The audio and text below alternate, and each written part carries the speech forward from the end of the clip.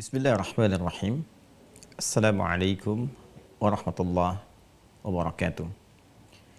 Alhamdulillahilladzi farda alaina as-siyam linakuna minal muttaqin. Wassalatu wassalamu ala Rasulillah afdhalil anbiya'i wal mursalin. Nusalli wa nusallimu alaihi afdhalas salati wat taslim wa ala alihi wa sahbihi wa dzurriyyatihi wa ummatihi ila yaumiddin wa ba'd. Saudara-saudariku, dimanapun Anda berada, bersyukur pada Allah Subhanahu wa Ta'ala. Sampai detik ini, kita masih diperkenankan oleh Allah menjadi bagian hamba-hambanya yang beriman. Dan di antara sekian yang beriman itu, alhamdulillah, kita diberikan kesempatan oleh Allah dan diperkenankan untuk menunaikan siam Ramadan, khususnya di tahun 1443 Hijrah ini. Semoga puasa yang ditunaikan mendapatkan penerimaan terbaik di sisi Allah Subhanahu wa Ta'ala. Saudara-saudariku, mengapa kita mesti berpuasa? Apa yang penting di balik siam Ramadan ini sehingga Allah menurunkan kewajiban dan menanamkan dalam kewajiban itu pesan yang kuat agar menunaikan puasa dimaksud dengan cara yang sempurna, semampu yang bisa kita lakukan, bahkan lebih baik dibandingkan generasi terdahulu yang juga pernah menunaikan ibadah siam. Ketika perintah puasa diturunkan oleh Allah di hari Senin di bulan Sya'ban di tahun kedua Hijrah dengan turunnya surah kedua Al-Baqarah ayat 183 agar ibadah itu ditunaikan di bulan Ramadan, Allah berfirman, "Ya ayyuhalladzina amanu kutiba alaikumus siyam kama kutiba alal ladzina min qablikum la'allakum tattaqun." Hai seluruh orang yang beriman tanpa kecuali, mulai saat ini diwajibkan atas kalian menunaikan ibadah siam di bulan Ramadan nanti, sebagaimana generasi terdahulu juga mendapati kewajiban itu. Puasa ditujukan dengan harapan kalian semua dapat meningkatkan takwa. La'allakum tattaqun, diharapkan kalian semua dapat bertakwa. Itulah penutup dari ayat 183 surah Al-Baqarah yang memberikan kesan yang dalam kepada kita semua akan hakikat Ramadan, tujuan ibadah puasa. Jika ada yang bertanya, kenapa harus puasa? Apa pentingnya Ramadan? Maka Al-Quran menjawab, dengan menunaikan puasa Ramadan itu, kalian memiliki peluang untuk meningkatkan takwa. Pertanyaan selanjutnya, apa itu takwa? Apa pentingnya takwa? Apa pengaruh takwa dalam kehidupan? Sehingga saking pentingnya takwa ini harus dilatih dalam ibadah Ramadan. Dan hadirnya Ramadan didesain untuk melatih pribadi kita agar menjadi insan yang bertakwa. Hadirin, takwa secara singkat adalah akumulasi dari karakter moral, kumpulan-kumpulan sifat baik yang hadir dalam jiwa setiap manusia, dan dari pancaran karakter moral inilah kemudian akan mengeluarkan sifat-sifat yang dieksekusi oleh bagian tubuh kita menjadi sikap yang mulia dari ujung kepala sampai dengan ujung kaki. Jadi mata kita akan melihat yang mulia bergantung kepada bagaimana kondisi jiwa kita memberikan instruksi kepada mata untuk menatap. Lisan kita bisa bertutur yang mulia, itu bergantung pada keadaan jiwa kita yang memberikan petunjuk kepada lisan untuk bertutur. Demikian telinga saat mendengar sampai ke ujung kaki saat melangkah. Pusat instruksi, pusat yang memberikan sinyal, pusat yang memberikan perintah kepada bagian tubuh kita untuk bersikap, bertindak, berperilaku yang baik, itu yang disebut dengan takwa. Karakter moral yang memberikan instruksi kepada bagian tubuh untuk melahirkan karakter kinerja. Ini yang dimaksud di Quran surah ke-91 Asy-Syams di ayat 7 sampai dengan 10 itu. Wa nafsin wa ma sawwaha fa'alhamaha fujuraha wa taqwaha. Qad aflaha man zakkaha wa qad khaba man dassaha. Dan aku bersumpah, kata Allah, demi setiap jiwa manusia yang disempurnakan penciptaannya. Menjadi sempurna jiwa itu saat roh masuk ke dalam jasad fisik setiap manusia. Ditiupkan sejak usia 4 bulan dalam kandungan itu. Berkembang sampai dilahirkan. Dididik, dirawat, dan mendapatkan pengaruh dari lingkungan. Jiwa kita di dalamnya berisi karakter moral, diantaranya yang disebut dengan taqwa. Fa'alhamaha fujuraha wa taqwaha. Takwa itu puncak akumulasi sifat baiknya, fujur adalah katalisnya. Di dalam takwa terkumpul semua sifat-sifat baik yang disebut khair itu. Kejujuran ada dalam jiwa takwa. Kesabaran berkumpul dalam takwa. Rendah hati hadir dalam takwa. Demikian seluruh sifat baik, sifat khair terakumulasi, tersimpan dalam satu bagian jiwa disebut dengan takwa. Sedangkan fujur itu katalisnya yang didesain untuk mempercepat sehingga sifat-sifat mulia itu bisa keluar. Dan bentuknya adalah lawan langsung dari sifat takwa. Jika di takwa ada jujur, maka di fujur itu ada dusta.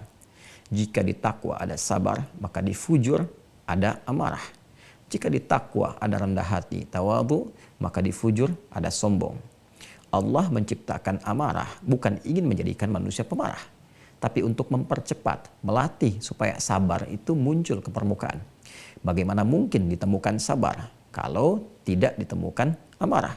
Seperti tidak ditemukan bersih kecuali ada kotoran. Qad aflaha man zakkaha. Sungguh kecenderungan hidup manusia akan dekat pada kebahagiaan, ketenangan, ketentraman, kesuksesan ketika mampu menyucikan keadaan jiwanya itu sehingga yang keluar itu selalu sifat baiknya. Takwanya mencuci, bukankah menghilangkan kotorannya sehingga tampil bersihnya? Jadi kotoran itu desainnya hadir untuk menghadirkan bersih. Karena tidak mungkin mencuci itu dilakukan, bersih itu muncul kalau nggak tampak kotoran sebelumnya. Karena itu diciptakan kotoran bukan ingin membuat satu benda menjadi kotor, bukan. Tapi sesungguhnya menjadi tanda agar kebersihan itu bisa lahir. Fujur, sifat-sifat kontrasnya, sifat-sifat yang terlihat nampak seperti negatifnya, tercipta bukan untuk menjadikan manusia memiliki sifat negatif, berperilaku yang negatif. Tidak, tapi lebih kepada untuk menjadi katalis takwa supaya ia muncul ke permukaan. Karena itu berbahagialah siapa yang bisa melihat hal-hal yang terlihat seperti buruk di hadapannya negatif dengan cara pandang melatih yang baiknya supaya muncul. Jika melihat yang sedih, cari lawannya untuk menggembirakan. Jika ada yang cemberut, cari lawannya untuk memberikan senyuman. Jika ada terlihat nampak perbuatan dusta, itu sinyal bagi kita untuk menampakkan kejujuran. Demikian selanjutnya. Maka siapa yang mampu mengoptimalkan sifat takwa ini, mengeluarkan semua sifat-sifat baik dalam nafasnya, ditembuskan pada kolbunya, diteruskan pada sodrunnya, lalu ditembuskan kepada akalnya yang sepersekian detik diinstruksikan kepada seluruh bagian tubuhnya. Dari jiwa yang baik itu ditembuskan ke mata, maka mata akan memandang yang baik-baik saja. Ketika yang dipandang tidak baik, mata segera berpaling atas instruksi dari jiwa takwanya. Lahir diinstruksikan ke pikirannya, maka ia akan berpikir yang mulia-mulia. Tidak ada pikiran jelek dalam pikirannya, dalam benaknya, yang terfikir konstruksi semua kebaikan-kebaikan. Karena itu yang dilahirkan adalah ide-ide kreatif, solusi-solusi dalam kebaikan, hal-hal yang bermaslahat, hal yang menghadirkan harmoni. Demikian turun ke lisannya sampai dengan ujung kakinya. Singkatnya, dimanapun insan ini, manusia ini beraktivitas, menempat, bergaul, dan membawa spirit takwanya, karakter moral yang mulia itu, maka semua karakter kinerja yang nampak dari ujung kepala sampai ujung kakinya dipastikan dengan izin Allah akan tampil mulia. Itulah sebabnya banyak di dalam Al-Quran interaksi kehidupan kita, baik dalam konteks ibadah kita, menyembah Allah Subhanahu wa Ta'ala, pun demikian dalam konteks interaksi sosial, hubungan dengan makhluk. Spirit takwa seringkali dimintakan oleh Al-Quran untuk ditampilkan ke depan. Quran surah ke-49 Al-Hujurat misalnya.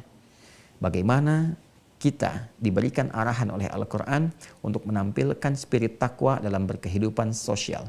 Ya ayyuhan nasu, hei semua manusia, inna khalaqnakum min dzakarin wa untha. Dengan keagunganku kata Allah, kami ciptakan kalian, ada yang laki-laki, ada yang perempuan. Manusia ada lelaki, ada perempuan. Wa ja'alnakum syu'uban wa qabaila lita'arafu. Dan kami jadikan pola hidup kalian itu bersosial, tersusun dari komunitas-komunitas.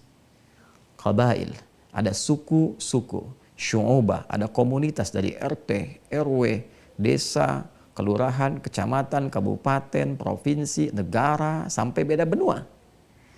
Semua itu didesain oleh Allah lita'arafu, supaya kalian membangun harmoni, saling mengenal.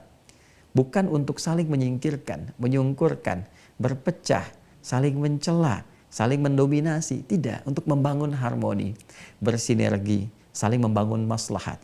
Dan itu hanya bisa dicapai dengan niat-niat mulia, tindakan-tindakan yang baik.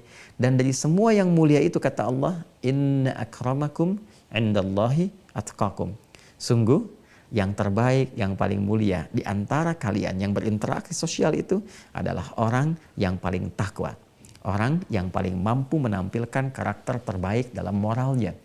Jadi ternyata takwa ini punya peran penting dalam kehidupan.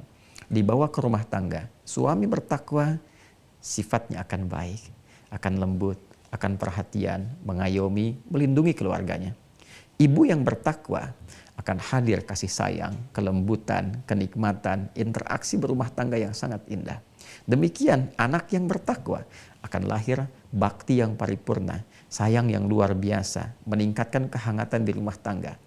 Pekerja yang bertakwa, direktur yang bertakwa, pimpinan yang bertakwa, presiden bertakwa, panglima bertakwa, rakyat bertakwa. Jika semua mampu menampilkan kebaikan dalam hidupnya, maka baik-baik itu, semua sifat itu akan melahirkan harmoni dalam kehidupan yang kompleks, yang beragam, baik secara individual ataupun secara sosial dan secara komunal.